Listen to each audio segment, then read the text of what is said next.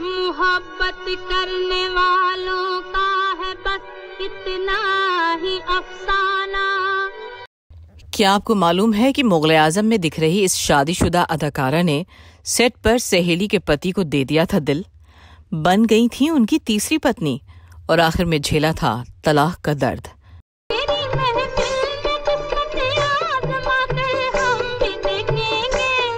बताएंगे आपको सनसनीखेज कहानी। तो एक शर्मनाक बदनामी का वो दाग थी जो मेरे दामन पर लगा और धुल गया।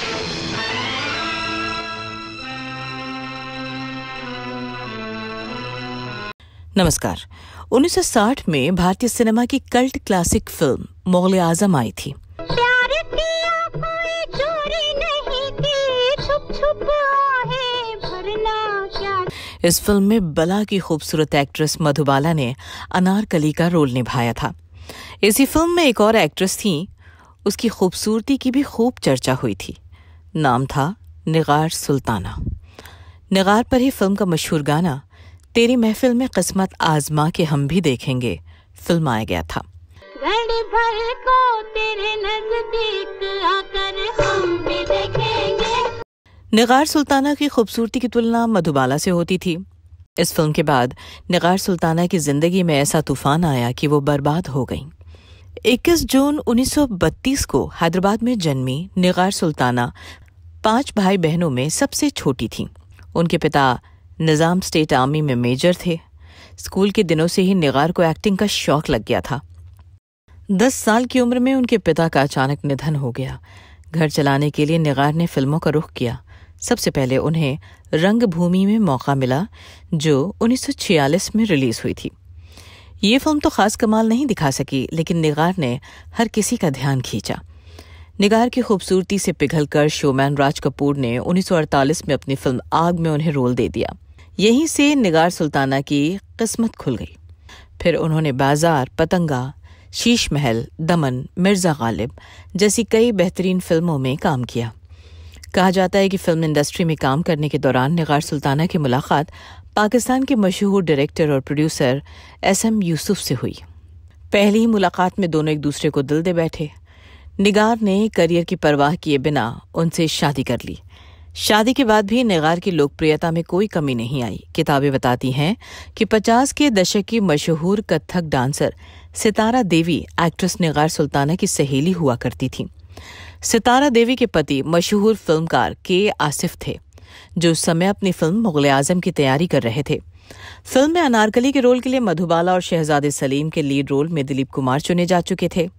के आसिफ को बहार के रोल के लिए एक खूबसूरत एक्ट्रेस की तलाश थी। इसी बीच उनकी पत्नी सितारा देवी ने उन्हें अपनी सहेली निगार का नाम सुझाया। फिर हुआ ये कि पहली ही मुलाकात में निगार की खूबसूरती से प्रभावित होकर के आसिफ ने उन्हें बहार का रोल दे दिया। बहार,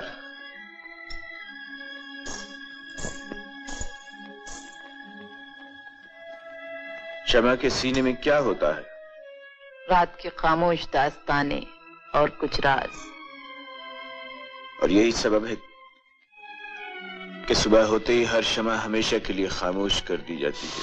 साहिब आलम, कहा जाता है कि निगार सुल्ताना के पति SM यूसुफ नहीं चाहते थे कि वो इस फिल्म में काम करे, लेकिन निगार फिल्म करने पर अड़ गईं।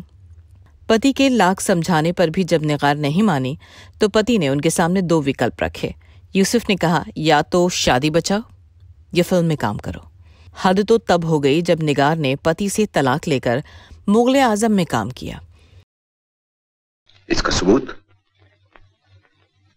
अनारकली की आजादी, इनाम में जागीरें, आज रात जश्न नौरोज में उसका नाच, और नाच के बाद महल से हमेशा के लिए रुखसत होने का इकरार।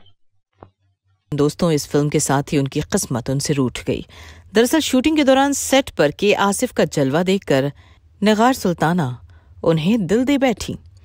के आसिफ भी निगार की खूबसूरती के दीवाने हो गए। जैसे ही फिल्म की शूटिंग खत्म हुई, डायरेक्टर के आसिफ से निगार सुल्ताना ने शादी कर ली और उनके घर अपनी सहेली सितारा देवी की सौतन बनकर आ गई। अब सितारा और निगार एक ही घर में रहती थीं। सितारा देवी भी के आसिफ की दूसरी पत्नी थी। इस तरह से निगार उनकी तीसरी पत्नी बनी। इस शादी से निगार ने बेटी हिना कौसर को जन्म दिया। कुछ दिनों बाद किस्मत ने निगार को बड़ा झटका दिया। बेटी के जन्म के कुछ समय बाद ही के आसिफ ने चौथी शादी कर ली। अब निगार और सितारा दोनों का धैर्य जवाब दे गया।